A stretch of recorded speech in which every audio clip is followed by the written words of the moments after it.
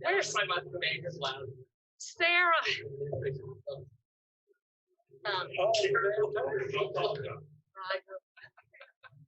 I watched. What?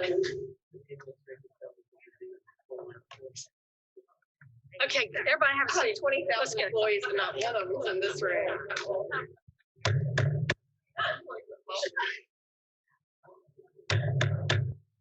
Good evening. We will now call our Greenville County School Board meeting to order. With that being said, welcome. It is January the 26th, 2021. My apologies that we went over an executive session, but we will begin now. At this time, I would ask that Mr. Derek Lewis lead us in prayer. Please stand. Dear Heavenly Father, please bless us as we seek to do your will and grant us grace in our discussions and grant us discernment in our decision making and help us continue to focus on serving your will by impacting our students, staff, and families. Amen. And at this time, I will ask Mr. Sudduth if he would lead us in the Pledge of Allegiance. To the flag of the United States of America, and to the republic which is one nation, under God, indivisible, with liberty and justice for all. May be seated. 2.01, but before we go there, Ms. Bush, I'd just like to thank you for the beautiful flowers. You do this every month, and sometimes we're not in our seats where we can really appreciate it and enjoy, but thank you to Expressions, and tell Billy, your husband, thank you for delivering those beautiful flowers to us. And thank you. Well, thank you. Sounds good. I love that. I love that. At this time, 2.01 Miracle Worker Award, Julie Gator. I would ask if we could get Ms. Gator and also Dr. Davenport in.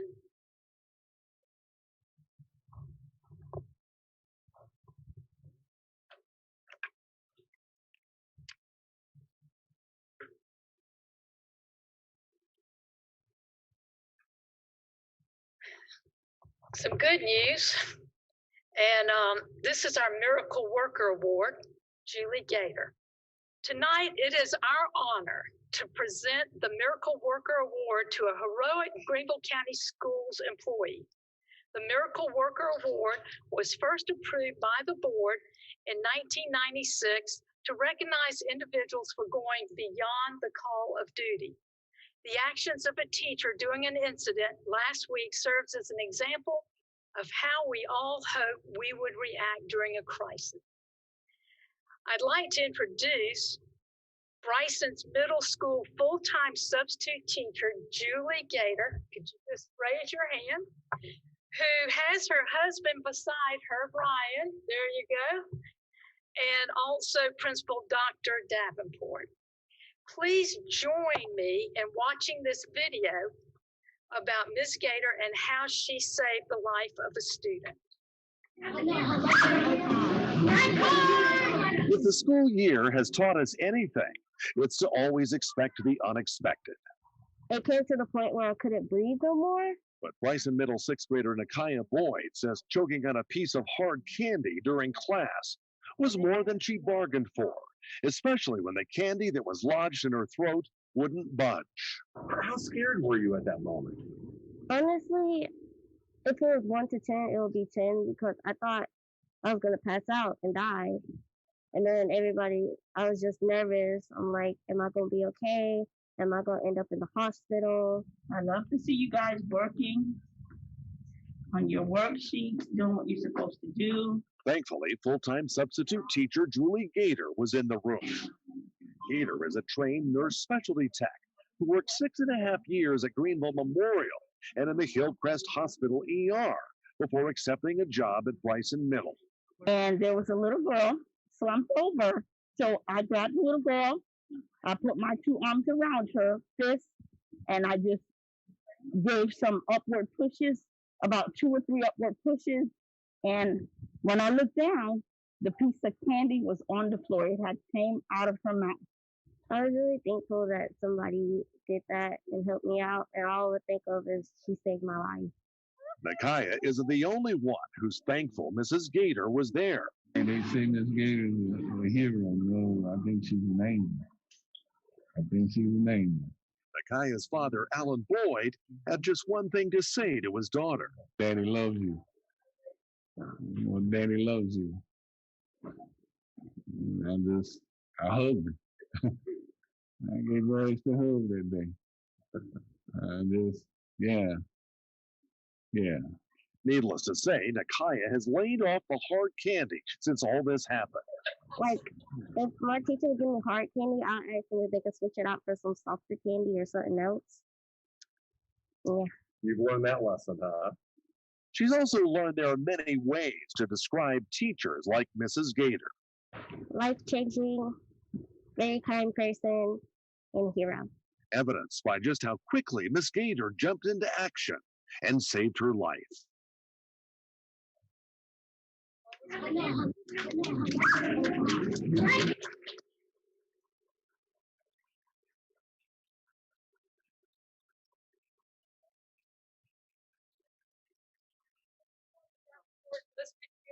Let's be private. Let's get you and let's get the better half over here, because without him, we gotta live with him. Without him, that's for sure. But on behalf of the school board and all of the great things you do and have done, and knowing that you have saved a life, we are very, very proud of you. And we want to give you the Miracle Worker plaque and thanks and just, we cannot thank you enough. Congratulations for all you do. And I'm glad Tim Waller said she won't choke on another piece of bark. So with that being said, congratulations on January 26th. Here you go. So let's get some pictures, and you probably want them there with you want me, pictures. Okay, who's doing it? Okay, we got it. Get in here. Well, come on, yeah, more the merrier. Thank you. Well, one thing I don't like is that maximum capacity sign behind your head. I'm picking. Okay, does that look like I'm in prison or something? Maximum security. It's a little institutional. Okay, well. This is perfect, right? Much better. 1, 2, 3, 1, 2, 3. Beautiful. Thank you. Did you? Well, okay. I wish we could take them without it. I'm so sorry. So you'll always remember this day. Congratulations. Thank you. Thank you.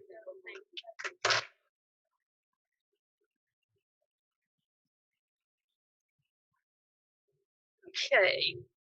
At this time, I will call on Mr. Sailors for the, where's Mr. There he is. Stuck over a little hell, try to cut out some time, Madam Chairman. I've got a couple of presentations I'd like to make on behalf of the South Carolina School Board Association. I want to ask Mrs. Wells to come up and join me as a region representative. And I'd like to ask Mrs. LaVentus Wells and Mrs. Bush to please come forward.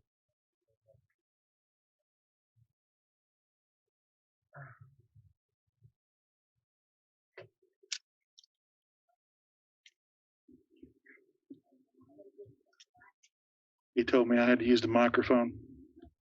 Ladies and gentlemen, it's a real pleasure tonight as part of School Board Appreciation Month to recognize 2 of our board members for their duration of service on this Board of Trustees. I'm going to read part of the congratulatory letter from our state association to both Mrs. LaVentus Wells and Mrs. Bush. Congratulations on achieving the Board Service Award for Greenville County Schools. On behalf of the officers and staff of the South Carolina School Boards Association, we thank you both.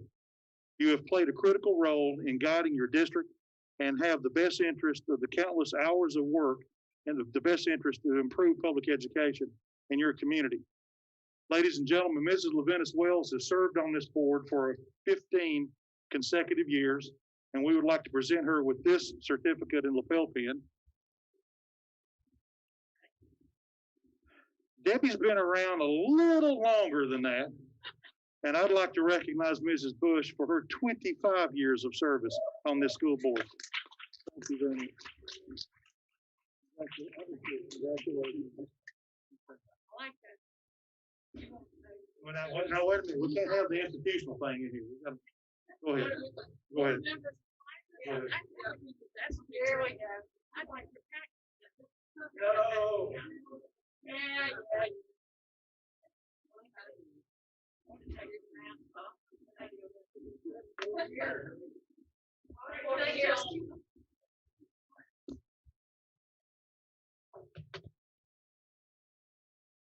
All right, now down to business.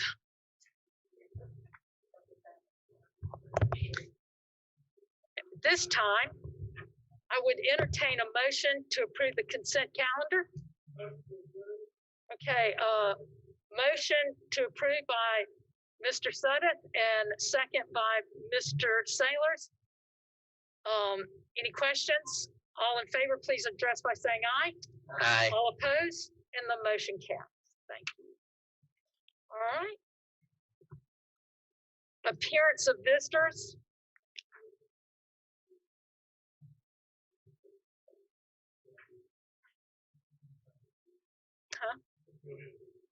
Do them at the superintendent's report. You'll do it during your report. No, I'll do the introduction of personnel. during Right, the that's what I was gonna do. Okay, so appearance of visitors. And Mr. Davies, are you going to? Who would you like first?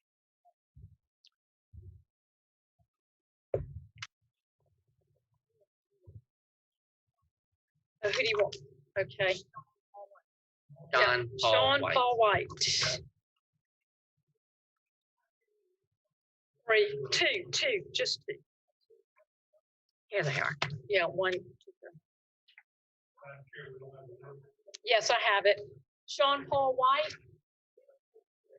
Oh, y'all don't. Is it Nance? Okay. He's not here? How about Terrell Brown?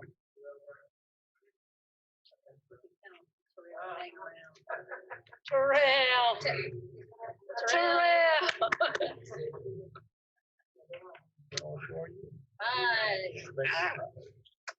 Terrell, I'm sure I don't need to read this, but let me just tell you, Terrell, it's great to see you this time every year. And of course, you know, Mr. Lewis is sitting up on the dais, but you know, you just have 3 minutes, but you can take your 3 minutes and let's just go with it. First, the microphone out. It's ready. First off, let me go ahead and give a very good shout out to everybody. School board members, I know that you all took a lot of flack in 2020. This was an unforeseen circumstance in 2020, this past year. And all I can say is that the most respect is done for the decision that you all have been making. Each one of you all, tough decision need to be made. You all did the best that you all did. And people gave you all a lot of flack. But hey, did what you need to do, because people know our work from my little part of the state, and they said Greenville has it going on. And y'all have a lot of admiration, and I can always say that I'm proud to work in Greenville County School District. Next shout out I'm gonna give out to, and I don't want nothing, but Dr. Royster. Give you a cupcake. Dr. Royster, we could give you a red velvet cake itself for all the flack that you take. I know sometimes when you're trying to make tough decisions, you have to do what you have to do for the best. But you all did a great job. And I'm proud to give y'all a nice cupcake that was packaged and sealed from the bundt cake. Nothing but bundt cakes. So kudos to you all for all that you do. Nothing was touched. So you don't have to worry about catching nothing, because I don't want to be out of saying that I gave y'all something. I know you already know the resolution. I sent you all the thing. Thank you all for the $1,000 bonus. Why? Because we have a lot of teachers and a lot of employees that struggle. You know, since March, a lot of people work part-time. We have a lot of teachers who work part-time, extra jobs, and they could not get their extra income. But the thing is, with the thought that you all did behind giving the employees a $1,000 bonus, that says a lot to everybody. I can't say nothing but positive things, because sometimes when I go through forums statewide, nationwide, and I always can give positive comments, because they always say, what are your school district is doing? And I tell them, oh, your school district does that.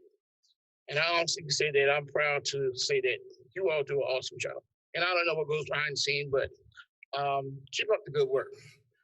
The biggest concern that I want to always address, usually we always ask this year. I want to add to address an issue that no one is really talking about that's very serious to me, as well as to my community. I expressed the need for a diversity training program in Greenville County School District. This past year, 2020, was met with a lot of different variables that some of us just could not control. I feel that the rhetoric on certain issues have gotten out of hand. I think it is worse, especially since January 6th happened. In America, we have two different types of systems that many people will be based on the criminal results that will happen because of the rhetoric and some of the events that happened on January 6th. In 2016, when someone decided to kneel for students that were in the minority population for social justice, the community became outraged by calling him names, and the district, by Beth Brotherton, made a video on how we should stand up for the national anthem. This was done quickly in response to an outrage of certain sectors of the community. I think that we have been talking and sending out emails and how we are hurt by certain events, but sometimes I feel that some kind of action needs to be done in order for us as educators to get training in knowing how to handle these situations. We can't quote Dr. King on January 15th, but not remember many of the great ideas that he had.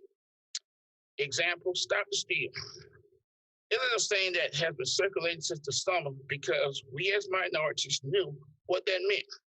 This meant that some Americans wanted to discredit the title of democracy for people that are in the minority population. Unfortunately, many minorities are silent because people with power are saying that with their platforms. Many well-respected people kept repeating that until it was ingrained into people's DNA until January 6th happened. I know that the next issue that will be coming up will be President Biden's executive order for immigration reform. I value everyone's opinions from a nonpartisan way, but I have to keep hearing nothing but negative comments.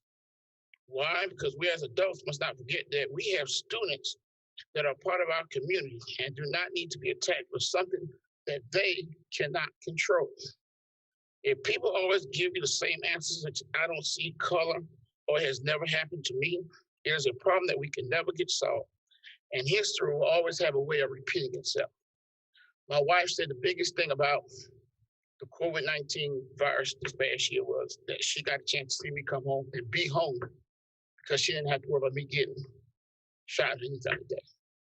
She worries as a wife because anytime she hears something negative based on rhetoric, people take rhetoric and take it to the extreme. I know people have different opinions about many different things, but we need to make sure that some teachers get kind of trained on diversity and where we stand, things that we should do and things that we can't do. Because sometimes the rhetoric that we're hearing is just going to get worse. And it's really going to get worse after many different events have taken place. So I'm just asking if we can think of anything. I've sent messages before. I do workshops on this, talking to teachers about things they should say and things they shouldn't say. But make sure that we try to take into example of the kids who are being affected most because they have not done anything at all. Thank you so much, Mr. Brown. Thank you for being here. Thank you for blessing us with these beautiful bundt cakes.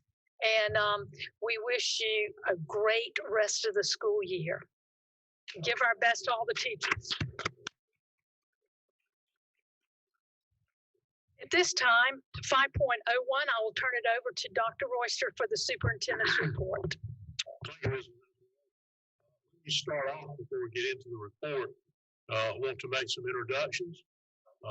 You all will recall that several months ago now, Greg Stanfield was appointed to follow in the legacy of Betty Farley as Director of Planning and Demographics. He's coming to us from the Gwinnett County, Georgia school system.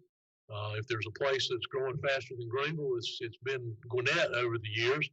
But we are most pleased to have Greg with us now as Director of Planning and Demographics. Pleased to have him here, and I believe actually moving day today, Greg. So, Greg, if you feel comfortable in that, listen, I can actually see your face. Greg, welcome to Greenville.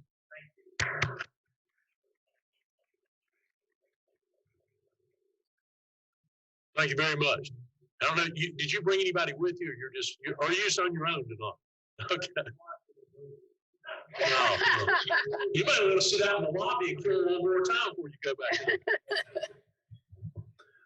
back. Next, it's my privilege to introduce to you the newly appointed principal of Blythe Elementary, Stephen Sokol. Stephen, if you come in. And did you bring somebody with you?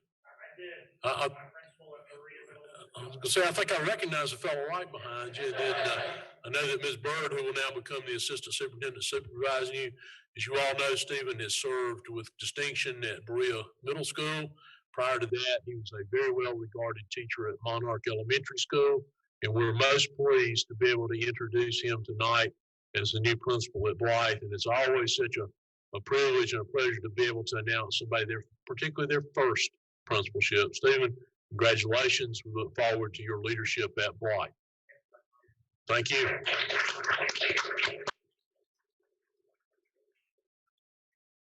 We also have to introduce a newly appointed principal for Lakeview, Nicole Puza, and she has a guest with her as well. Apparently, several guests.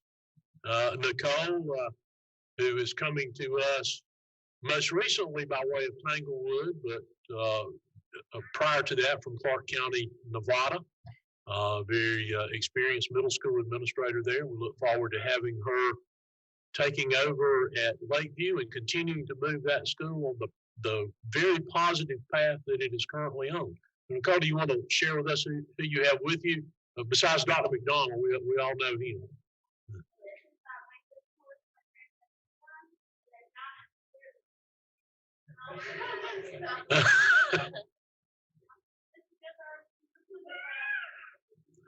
Well, thank you very much for being here tonight. We look forward to you assuming the role as the principal at Lakeview and wish you much success in that new leadership capacity. Congratulations.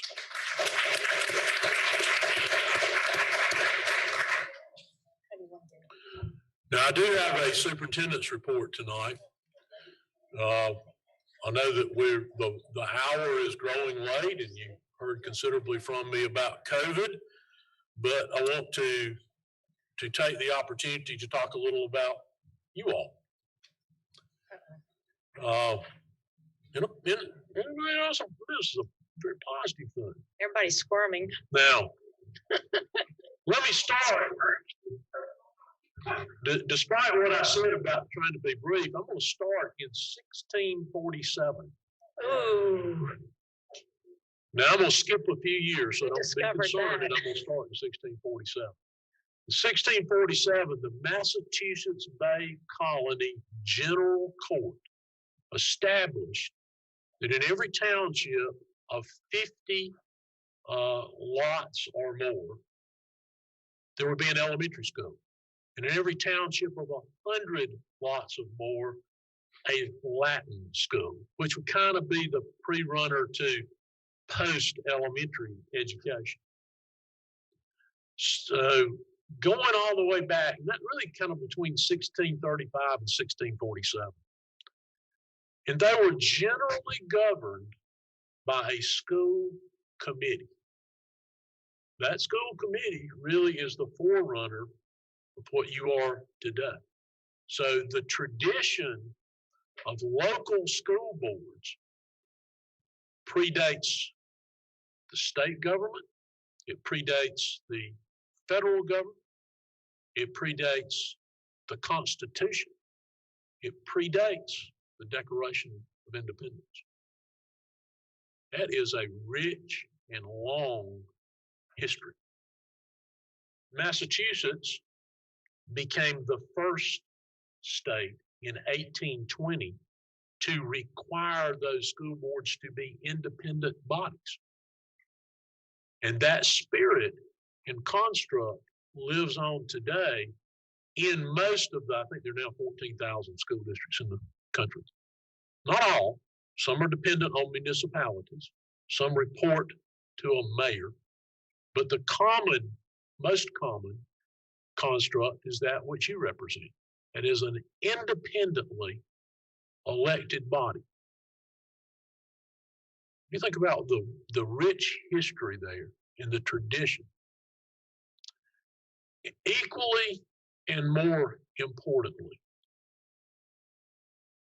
when you look at other elected bodies, the Congress, the Senate, the House of Representatives, state legislature, Senate, House of Representatives, city council, county council, there is, I would argue, a very prominent, purposeful, and meaningful distinction.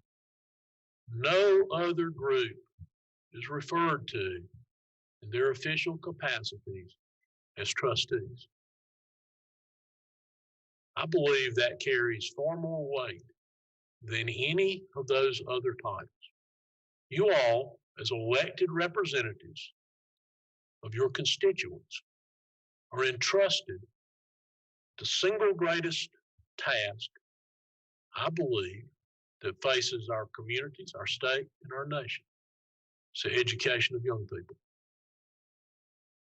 Entrusted with that, not because just of the immediate importance and need, but for the long-term value of an educated population, to making sure that our democracy as designed by our founding fathers continues to exist, that we have the kind of communities that we want to live in. Because you all know this, if you look at all the indicators of what's good in a community, scoring high in all of those is directly related to the educational level of the community. And all those things that we want to avoid, high crime and bad health and poor economies, all of those things are tied to the other extreme of education. So what greater responsibility, what more important purpose, and what could be more aptly described as carrying out a public trust than fulfilling the office of trustee of a school district? We are most appreciative as employees, as leadership, as members of this community, to be able to have a board that is individually and collectively focused on ensuring that all of our students have the best opportunities for success that they can possibly have, and the quality of education they receive here is second to no other place in this country. I thank you for what you do. I thank you for your willingness to serve, and to serve unselfishly in pursuit of those lofty ideals and goals that are embodied in the word trustee. And as a recognition of that, we have something for you. We try to get some sort of token of appreciation. Generally speaking, it's something related to you doing your role as a trustee. Sometimes it's a shirt, a hat, a pen. Last year, it was a graduation robe. Well, this year, so you don't have to wear the rental hood, you have the hood to go with your robe. And if you were not here last year to get a robe, you have one of those right back here to take with you behind the podium with your name on it. So enjoy those. And thank you again for your service. What is it? What do you need to say? And if for some reason it's not Without the right objection, bill, then make sure you let us know. we will We get it refer this fixed back to the administration. Thank you. You're most welcome. Very nice. Anything else, Dr. Royce? That concludes the superintendent's report. Nice. I thought that was rather brief I'm gonna considering give I that started to in the you. 1600s Just enjoy it till the end of the meeting. Okay. Thank you. Good. and all the way to Massachusetts. Thank you so much, Dr. Royster. Very appreciative, and thank you, Ms. Fitzer, for putting all of the flowers on our desk. Brightens up. At this time, 6.01, resolution regarding teacher step increases. I will refer to Mr. Sailors. Madam Chairman, the agenda shows a recommended motion coming from the Advocacy Committee. So on behalf of the committee, I'd like to move the approval of the attached resolution regarding teacher step increases. It comes, Coming from, okay, go ahead. That's okay. well, coming from the committee requires no second. All right. Any questions in reference to the resolution? I would like to thank the committee for working so diligently on this resolution. Thank you so much, Mr. Sailors, as chair, and your committee. I think y'all have done an outstanding job. I'd like to thank the committee and Ms. Michelle Goodwin-Caldwell, Mr. Roger Meeks, Dr. Carolyn Stiles, and also Mr. Pat Sutton. Well, as well as, Yes, ma'am. could we ask Mr. Sellers just to briefly say what the resolution is, just for those that might be listening in that aren't familiar, just briefly? Thank you. And I would like to take a point of personal privilege and also thank a couple of other board members that have offered input in this process, that being Mr. Lewis and Mrs. Wells, Madam Chairman. And also I want to thank Julie Horton for her work as our staff liaison for helping us swim through these shark infested waters. Ladies and gentlemen, this resolution is essentially in support of a joint resolution that's currently in the House and Senate, which will retroactively place into position the funding for teacher step increases that were earlier frozen when the state developed its current operating budget. As the legislature has moved forward, they have found the ability to fund those teacher step increases, and this resolution is in support of that funding, as well as giving us the ability to also offer equal funding to teachers that are outside of the state step, but are still within the step process in Greenville County. Thank you. Any questions? Hearing none, all in favor, please address by saying aye. Aye. All opposed? And the motion carries. Thank you so much, Mr. Sailor. Our pleasure. We will move to 6.02. Without objection, I will refer this item back to the administration. Section 7.01, committee reports. Do I have any committee reports? Mr. Meeks, do you have anything? Mr. Lewis. Thank you, Madam Chairman. Just an update for the board on school visits that have been scheduled. So there are 2 visits for tomorrow. There are additional visits that have been scheduled for February, March, April, and May, and Ms. Fitzer will be sending those dates out in the schools. I just want to say a special thank you to the board members who recommended schools. And so you'll see on that list, Fisher and Greenbrier, Tigerville, Skyland, Westcliff, Tanglewood, Sterling, and the Fine Arts Center. So hopefully you'll be able to attend some of those schools if you're available, and we hope to plan some more in the fall as well. Thank you so much, Mr. Lewis. Anyone else? Look forward to the ones we're touring tomorrow morning. With that being said, we will move on to 8.01, monthly finance report.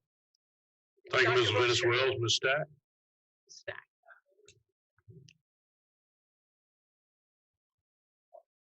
Sorry. Thank you, Dr. Royster. The financial statements presented to you tonight are through the month of November.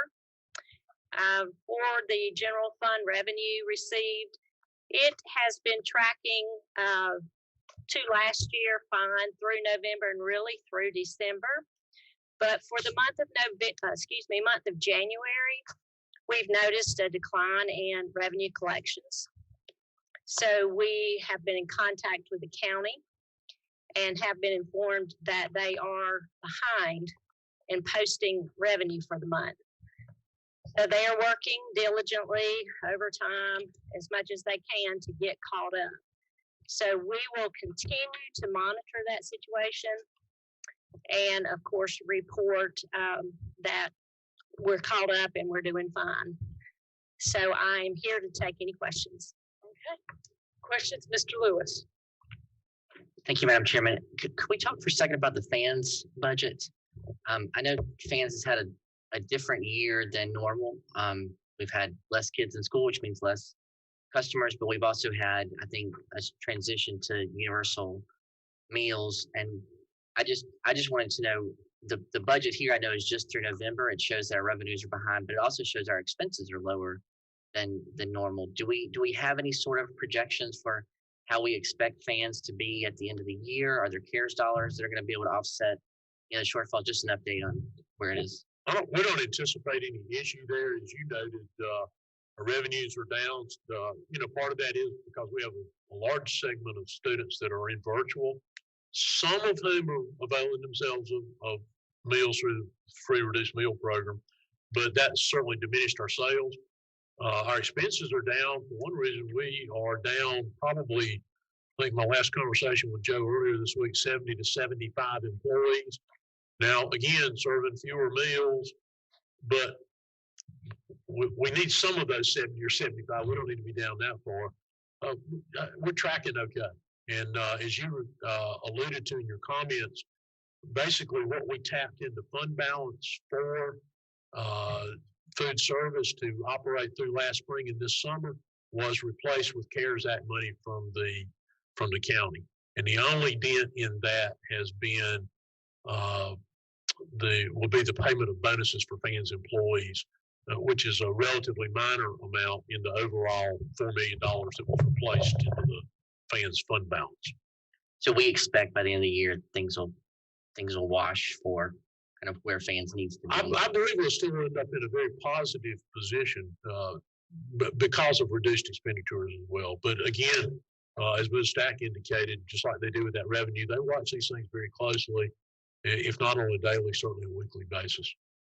Well, I appreciate it. I know William has maxed out his cookie budget for the year, so I can renew that to help out just a little bit. So But I we need can't. to put in a request for Mr. Urban to take the barbecue cooker over there to Augusta Circle to try to boost our revenue a little bit. Is there anyone else? Yes, sir, Mr. Sutter.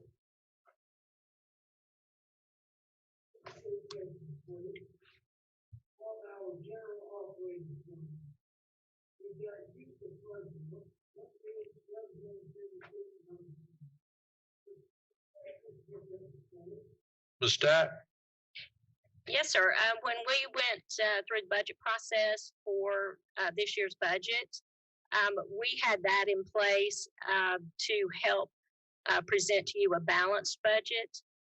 It was a line item that we did not need in the building fund where we had transferred money previously. And the projects that it is associated with was put on hold. So that was considered to be transferred back to the general fund in the budget to be able to present to you a balanced budget.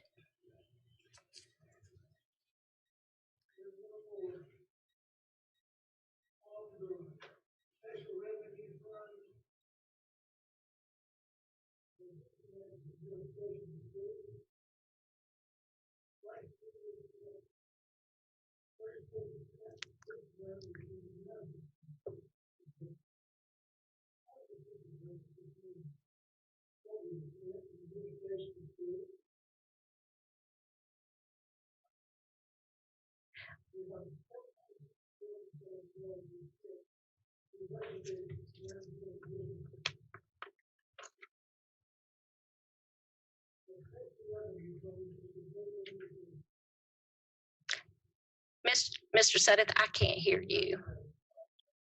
What page, Mr. Sutter, please? I don't have pages. Okay. I've got it.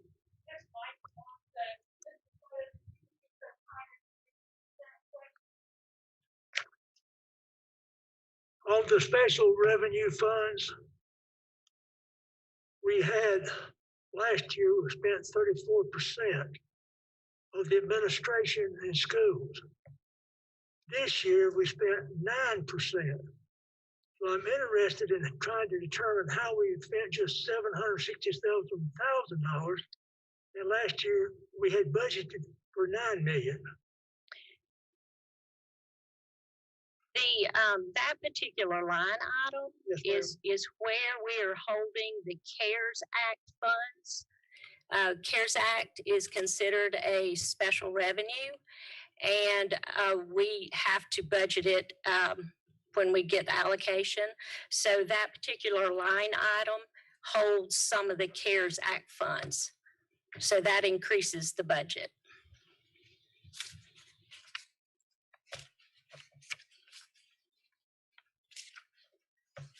I had one last comment.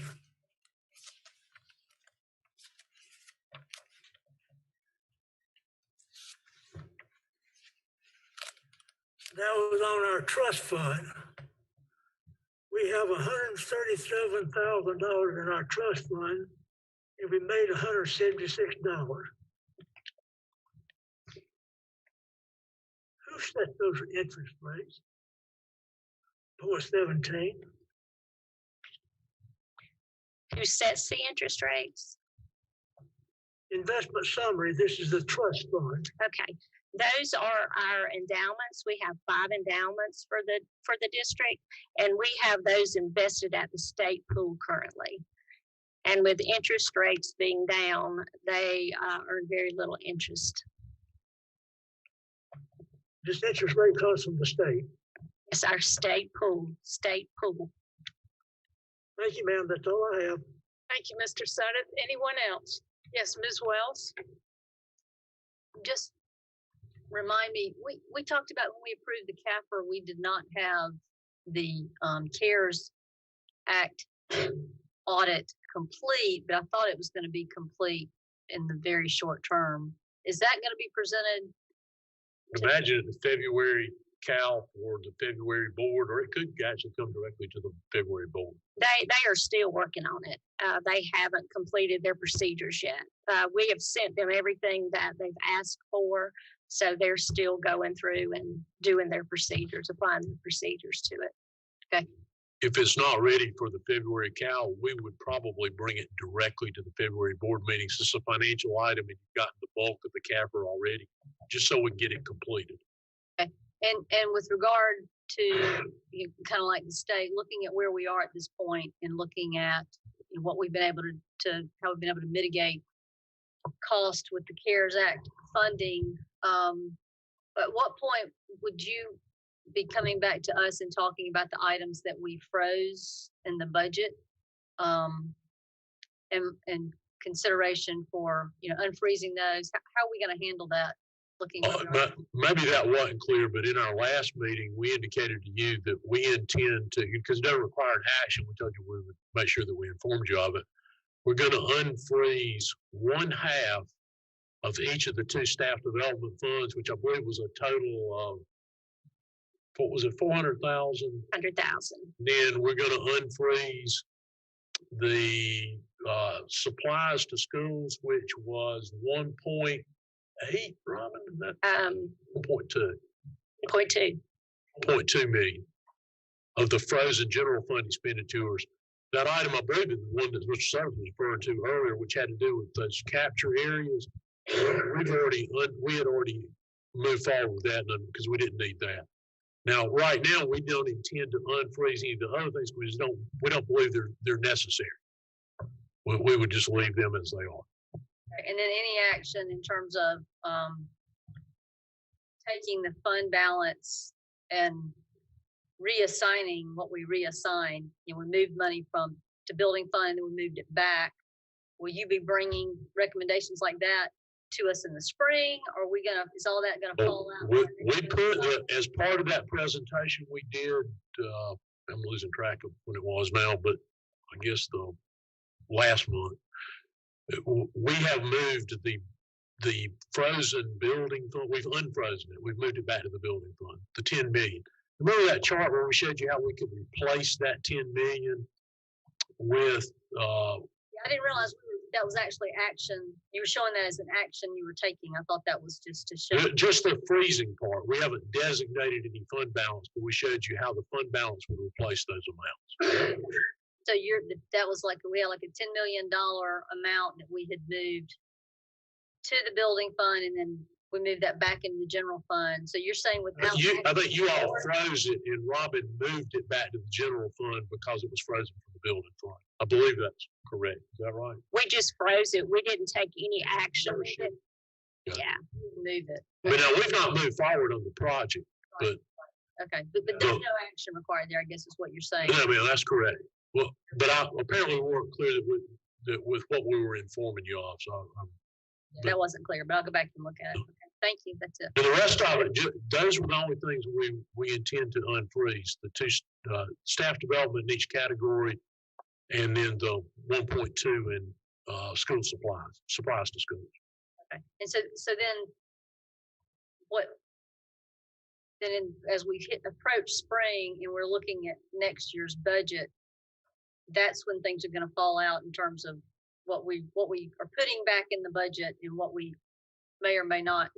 Well, absent a reason to cut, we would probably revert to the budget we had in place last year. Because if you recall, last year was one of the years where we went back and zeroed everybody down. You know, we do that every now and then. Every year we go over every department's budget, but some years they take it all the way down and make them come in and go through everything. And last year was the year we did that. So we may start with that budget. Kind of depends on the revenue. You're also going to get a glimpse at the committee of the whole when we talk about remediation. That's going to have a heavy price tag on it.